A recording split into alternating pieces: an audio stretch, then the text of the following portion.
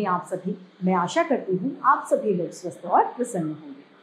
आज हम हमारा पाठ सती सावित्री को पढ़ेंगे और समझेंगे। आइए शुरू करते हैं इस पाठ को। ये है पाठ 2, सती सावित्री। इस पाठ के अंतर्गत हम जानेंगे कि संकल्प दृढ़ तथा विश्वास अटल हो तो और बुद्धि का प्रयोग भी हम साथ में करें तो असंभव लगने वाला कार्य भी संभव हो जाता है। आइए शुरू करें। पुराने समय की बात है, कश्मीर के पड़ोस में मध्य देश में अश्वपति नामक एक धर्म राजा राज्य करते थे। धर्म राज्य वो धर्म का पालन करते थे। उनकी एक पुत्री थी, उसका नाम सावित्री था। सावित्री रूप और गुण में अद्वितीय थी, यानी उसके जैसा कोई और नहीं था। सावित्री युवा थी, अतः राजा को उसके विवाह की चिंता सताने लग गई थी। बहुत खोजने पर भी उसके योग्य कोई वर नहीं मिला, यानी शादी के लिए कोई लड़का नहीं मिल रहा था। इसी चिंता में राजा रानी की रातों की नींद उड़ी थी, यानी वो परेशान रहा करते थे। आखिर राजा ने इस संबंध में अपने प्रधानमंत्री से सलाह मशवरा किया। तय किया गया कि सावित्री को अपना वर स्वयं चुनने की स्वतंत्रता दे दी जाए, यानी सावित्री अपना वर स्वयं चुन ले। दूसरे दिन रथ पर सवार होकर सावित्री देशाटन के लिए, यानी देशों के लिए निकल पड़ी। साथ में कुछ सखियां और वृद्ध मंत्री भी सावित्री के साथ थे। वन उपवन, नदी नाले, शहर गांव पार करता हुआ उनका छोटा सा दल आगे बढ़ता जा रहा था। रास्ते में बहुत युवकों से उनकी मुलाकात हुई, यानी भेंट हुई, पर सावित्री का जीवन साथी बनने के लक्षण और गुण उसे किसी में भी दिखाई नहीं दिए। कुछ दिनों बाद रास्ते में एक मनोहर आश्रम आया, यानी मन को हरने वाला आश्रम आता है। आश्रम के निकट कल कल बहता हुआ झरना, झरने के निकट पुष्पों और फलों से लदे वृक्ष, यानी पेड़, वृक्षों की सघन शीतल छाया, वृक्षों की घनी छाया, छाया में विश्राम करते पशु पक्षी की आंखों से झलकती ममता और अहिंसा का भाव था। इस मनोरम स्थल को देखकर सावित्री बहुत खुश हुई। उसी समय उसे एक स्वस्थ, प्रसन्न और तेजस्वी युवक यानी दिखाई दिया। युवक संविधाएं काट रहा था। सावित्री ने निकट जाकर उसका परिचय पूछा तो युवक ने बताया, मेरा नाम सत्यवान है। मैं यही रहकर अपने अंधे माता पिता की सेवा करता हूँ। मेरे पिता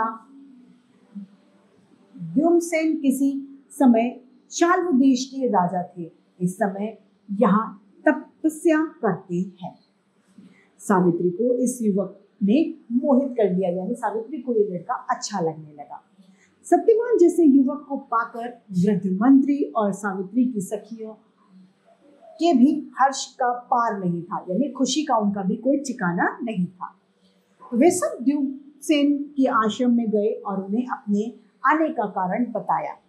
सत्यवान के माता पिता बहुत खुश हुए। उन्होंने सावित्री को पुत्र वधू, यानी अपने बेटे की वो बहू के रूप में स्वीकार कर लिया और उसकी अनुमति दे दी। दल लौट पड़ा। मंत्री ने सारी बातें अश्वपति को बताई। सावित्री के लिए योग्य वर मिलने का समाचार से पूरे राज्य में खुशी की लहर दौड़ गई। विवाह की तैयारियां होने लगी। तोरण द्वार सजाए गए। पूरे नगर को दुल्हन की तरह सजाया गया, यानी बड़ा सुंदर ही पूरे नगर को सजा दिया गया, क्योंकि सावित्री की शादी की वजह से। संयोग से नारद मुनि वहां पर आ जाते हैं। जब उन्हें पता लगा कि सावित्री का विवाह सत्यवान से किया जा रहा है तो वे बड़े दुखी हुए। वे राजा के पास गए और बोले, अश्वपति, यह तुम क्या कर रहे हो? ठीक 1 वर्ष बाद सत्यवान की मृत्यु हो जाएगी। सावित्री के माता पिता तो मानो बिजली ही गिर पड़ी हो, यानी वो धक्का सा उन्हें लग गया कि कैसे उसका वो दामाद मर जाए। सावित्री को उन्होंने खूब समझाया, पर वह अपना निर्णय बदल ले, पर उसका निश्चय अटल था। वो अपना निर्णय बदलने वालों में से नहीं थी। उसने बड़ी शांति से कहा, पूजनीय माता जी, भारतीय नारी अपने जीवन में बस एक पुरुष को ही अपना पति मानती है। पति की मृत्यु के डर से अपने आदर्शों से पीछे मैं नहीं हट सकती। इस प्रकार सत्यवान और सावित्री का विवाह हो जाता है। सावित्री राजसी वेशभूष को छोड़कर, यानी जो राजमहल में कपड़े पहनती थी उनको छोड़कर साधारण आश्रम में आ गई और तपस्विनी की तरह सास ससुर की सेवा वो करने लग गई। वह परमात्मा पर से हमेशा अपने पति की दीर्घायु यानी लंबी आयु की प्रार्थना करती थी। व्रत और उपवास और पूजा करती थी। आराधना में उसके दिन बीतने लग गए। ज्यों-ज्यों वर्ष का अंत समीप आ रहा था, उसकी समधा बढ़ती गई। अंततः वह दिन भी आ गया जिसका उल्लेख नारद मुनि ने कहा था। मतलब वो दिन भी आ गया जिस दिन नारद जी ने कहा था कि इस दिन ये सत्यवान की मृत्यु हो जाएगी। उस दिन सत्यवान लकड़ी काटने के लिए जंगल में जाने लगा तो सावित्री भी साथ चल पड़ी। सत्यवान ने उसे खूब मना किया, लेकिन वह अपने पति का आज साथ छोड़ना नहीं चाहती थी। दोपहर तक सत्यवान लकड़ी काटता रहा। अचानक उसे चक्कर आने लगे और वो थक कर जमीन पर बैठ गया। सावित्री ने बहुत धीरे से उसे लिटा लिया। उसका सिर अपनी गोद में रखकर वह धीरे धीरे सहलाने लगी। सत्यवान की घबराहट बढ़ती जा रही थी। उसका मुंह सूखता जा रहा था। कुछ कहना चाह रहा था, लेकिन सत्यवान कुछ कह नहीं पा रहा था। और सावित्री के देखते ही देखते सत्यवान की आंखें बंद हो गई, यानी सत्यवान की मृत्यु हो गई। सत्यवान के प्राणों को लेने के लिए स्वयं यमराज आ गए। उन्होंने सावित्री से कहा, बेटी, अब यह शरीर का मोह यानी लालच मत कर, इस शरीर से लगाव मत कर।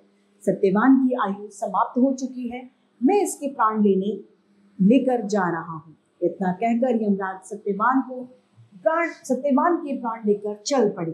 सावित्री भी उनके पीछे चल पड़ी। यमराज ने कहा, सावित्री, जिसकी मृत्यु हो चुकी है वही मेरे साथ आता है। तुम अपने घर लौट जाओ। तुम मेरे साथ क्यों आ रही हो? सावित्री ने कोई उत्तर नहीं दिया। वह चुपचाप यमराज के पीछे चलती रही। यमराज ने फिर कहा, पुत्री, तुम यदि इस आशा में मेरे पीछे आ रही हो कि मैं सत्यवान के प्राण लौटा दूंगा, तो यह असंभव है। जिसकी आयु समाप्त हो चुकी है वह पुनर्जीवित नहीं किया जा सकता। जिसकी उम्र खत्म हो गई है उसे दोबारा जीवन दान नहीं दिया जा सकता। ईश्वर का यह अटल नियम है। मैं तुम्हारी पति भक्ति से बहुत प्रसन्न हूँ। तुम चाहो तो मुझसे सत्यवान के प्राणों को छोड़कर कोई भी वरदान मांग लो। बोलो, तुम क्या चाहती हो?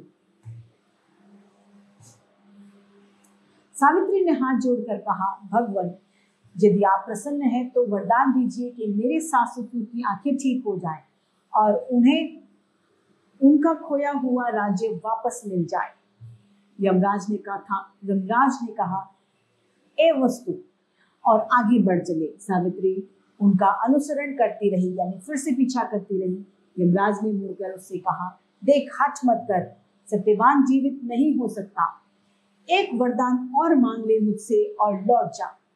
सावित्री बोली, प्रभु, मेरे पिताजी को पुत्र की प्राप्ति हो।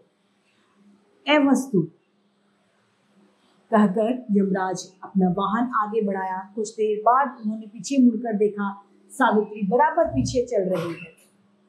यमराज बड़े झुंझलाए, यानी गुस्सा हो गए और क्रुद्ध होकर बोले, मूर्ख लड़की, क्यों प्रकृति के नियम का उल्लंघन कर रही है, यानी विरुद्ध उनको लांग रही है।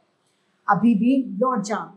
मैं मानता हूं कि तू पतिव्रता है, लेकिन मेरी भी अपनी सीमाएं हैं। तू सत्यवान के प्राणों को छोड़कर एक और वर मांग ले और लौट जा। सावित्री ने सिर झुकाकर कहा, प्रभु, बस मुझे यह वर दीजिए कि मैं पुत्रवती हो जाऊं, और मुझे कुछ नहीं चाहिए भगवान। यमराज ने कहा, एवमस्तु, और यमराज आगे चले। सावित्री लौटी नहीं, वह भी उसके पीछे पीछे चल पड़ी। यमराज ने आंखें लाल करते हुए कहा, यानी क्रोधित होकर कहा, रुक जा सावित्री, एक कदम भी आगे बढ़ाया तो तुझे शाप दे दूंगा। तू प्रकृति के नियमों का उल्लंघन कर रही है। सावित्री ने मुस्कुराते हुए कहा, देव, आप व्यर्थ ही नाराज हो रहे हैं। अभी आप मुझसे पुत्रवती होने का वरदान आपने मुझे दिया है, फिर आप मेरे पति को अपने साथ ले जा रहे हैं। अब बताइए, आप नियम का उल्लंघन कर रहे हैं या मैं? यमराज अकाट रह गए, यानी वो एकदम अवाक हो गए, एकदम सुन्न रह गए। उसने यह क्या गलती हो गई, पुत्रवती होने का वरदान क्यों दे दिया, किंतु अब क्या हो सकता था। यमराज के चेहरे पर खींच भरी मुस्कुराहट फैल गई। बोले, तू बहुत चतुर और पतिव्रता नारी है, तू धन्य है। तूने आज यह सिद्ध कर दिया कि पति को सच्चे मन से चाहने वाले नारी असंभव को संभव कर सकती है। ले, मैं तेरे पति के प्राणों को लौटा रहा हूँ। सावित्री हर्ष यानी खुशी से अपने आंसू को पोंछती है और पेड़ के निकट आई जहां सत्यवान की मृत्यु हो गई थी। उसने देखा कि सत्यवान बड़ी उत्सुकता यानी बेचैनी से उसकी प्रतीक्षा यानी इंतजार कर रहा है। सावित्री सत्यवान के चरणों में गिर पड़ी। सत्यवान ने उसे गले लगा लिया और बोला, प्रिय, तुम धन्य हो। तुम नारी नहीं, साक्षात अमृत की सरिता हो। सरिता यानी नदी। आज मुझे पता चला कि पत्नी पति से महान है। यमराज सबके प्राणों को छीन कर ले जाता है। आज पत्नी अपने पति के प्राणों को छीन कर उनसे लेकर आई है। सावित्री के मुंह पर तो कमल खिल रहे थे, यानी खुश थी सावित्री बहुत ज्यादा। आज उसकी साधना, पूजा अर्चना, आराधना सफल हो गई थी। उसके चातुर्य से सास ससुर और माता पिता की मनोकामनाएं भी पूर्ण हो गई थी। ये पाठ संकलित है। तो इसी के साथ हमारा ये पाठ सावित्री समाप्त होता है। मैं उम्मीद करती हूँ सभी को ये भली भांति रूप से समझ में आया होगा। आज के लिए इतना ही, फिर मिलते हैं। धन्यवाद।